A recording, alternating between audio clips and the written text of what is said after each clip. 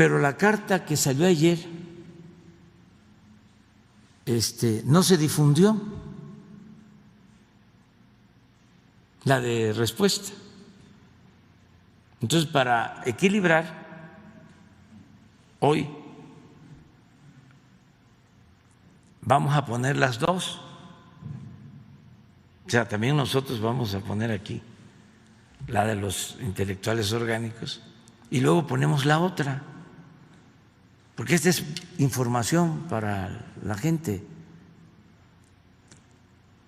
Porque si no, la gente puede ser que se entere de la carta de los intelectuales orgánicos. Salió la de la otra carta en el Reforma hoy, les pregunto, no salió, ¿verdad? Bueno, pero ahora, por eso es importante esta conferencia, porque aquí hay equilibrio. Antes,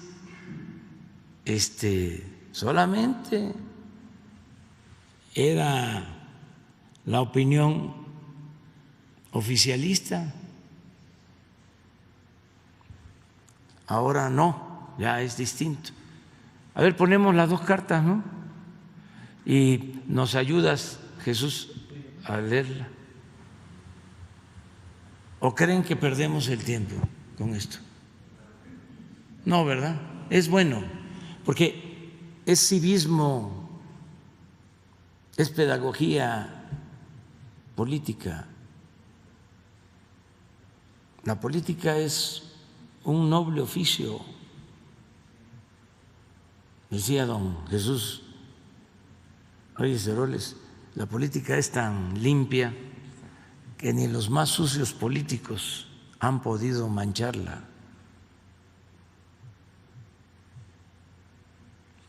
Entonces, vamos a darnos un tiempecito.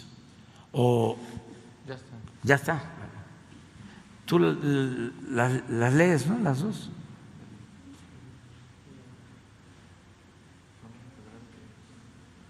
Esta es la primera carta que salió, el desplegado que salió publicado en varios medios. Vamos por la carta.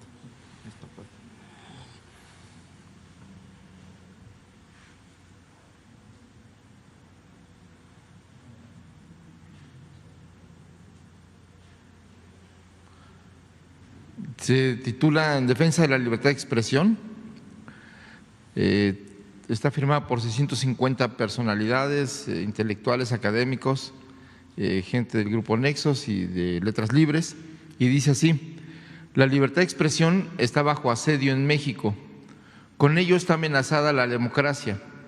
El presidente López Obrador utiliza un discurso permanente de estigmatización y difamación contra los que él llama sus adversarios. Al hacerlo, agravia a la sociedad, degrada el lenguaje público y rebaja la tribuna presidencial de la que debería emanar un discurso tolerante. El presidente profiere juicios y propala falsedades que siembran odio y división en la sociedad mexicana. Sus palabras son órdenes. Tras ellas han llegado la censura, las sanciones administrativas y los amagos judiciales a los medios y publicaciones independientes que han criticado a su gobierno. Y la advertencia de que la opción para los críticos es callarse o dejar el país.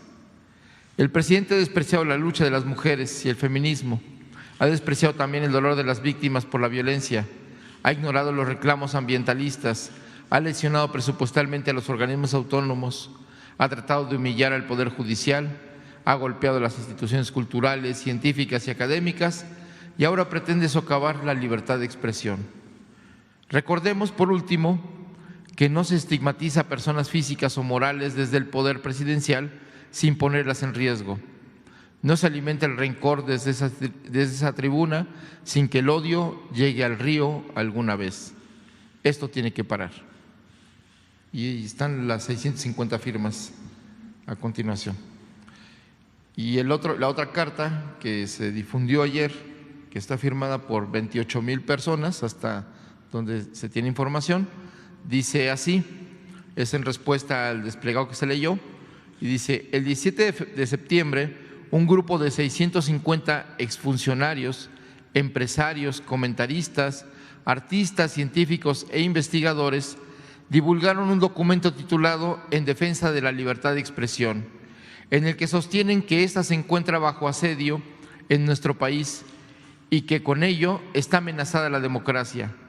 Critican el discurso presidencial porque estigmatiza, difama, agravia a la sociedad, degrada el lenguaje público, rebaja la tribuna presidencial, profiere juicios y propala falsedades y siembra odio y división en México. Estas son citas del documento. Acusan además de que las palabras del presidente Andrés Manuel López Obrador han llegado a la censura, las sanciones administrativas y los amagos judiciales a los medios y publicaciones independientes, y atribuyen una declaración hecha a título personal y que de ninguna manera compartimos por Paco Ignacio Taibo II, director del Fondo de Cultura Económica, al efecto de los dichos del mandatario. Los firmantes aprovechan la oportunidad para denostar al jefe de Estado, porque según ellos ha despreciado la lucha de las mujeres y el feminismo y el dolor de las víctimas por la violencia, ha ignorado los reclamos ambientalistas, ha lesionado presupuestalmente a los organismos autónomos, ha tratado de humillar al Poder Judicial y ha golpeado a las instituciones culturales, científicas y académicas. La amplia y libre difusión que ha alcanzado el texto de Marras niega de manera contundente su principal aserto, que la libertad de expresión está bajo asedio. En los más de 21 meses transcurridos desde el 1 de diciembre de 2018, nadie ha sido presionado al silencio por el Ejecutivo Federal. Ningún informador u opinador ha sido hostigado, despedido, detenido, procesado, torturado, desaparecido o asesinado por consigna de la presidencia, y el debate público está más vivo y vibrante que nunca en la historia moderna del país. Lo que es claro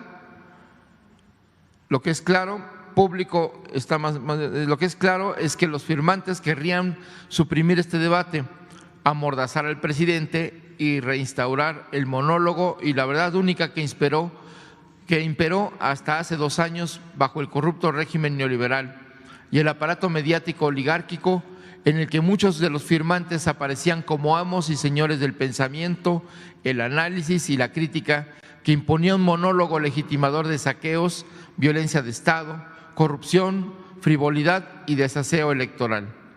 Estamos, pues, ante un exhorto que supuestamente llama a defender la libertad de expresión y que es, en realidad, un llamado a amordazar al mandatario más legítimo que ha tenido México desde hace muchas décadas. Los autores del desplegado no pueden demostrar un solo acto de censura porque no lo ha habido. Su único argumento es una sanción administrativa impuesta a una empresa editora de Nexos, no por lo que se publica en ella, sino porque falsificó un documento del Infonavit. No hay tampoco amagos judiciales a medios y publicaciones independientes, sino la revisión general de los vínculos corruptos e inmorales entre el poder público y las empresas privadas, que fueron distintivo del régimen anterior, independientemente de que las segundas fueran productores de bienes de consumo, servicios o publicaciones.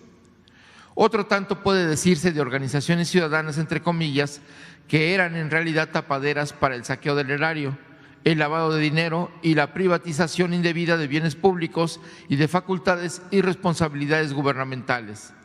Es sabido que algunos de esos membretes usaron como máscaras la filantropía, las causas de género, el ambientalismo y hasta la defensa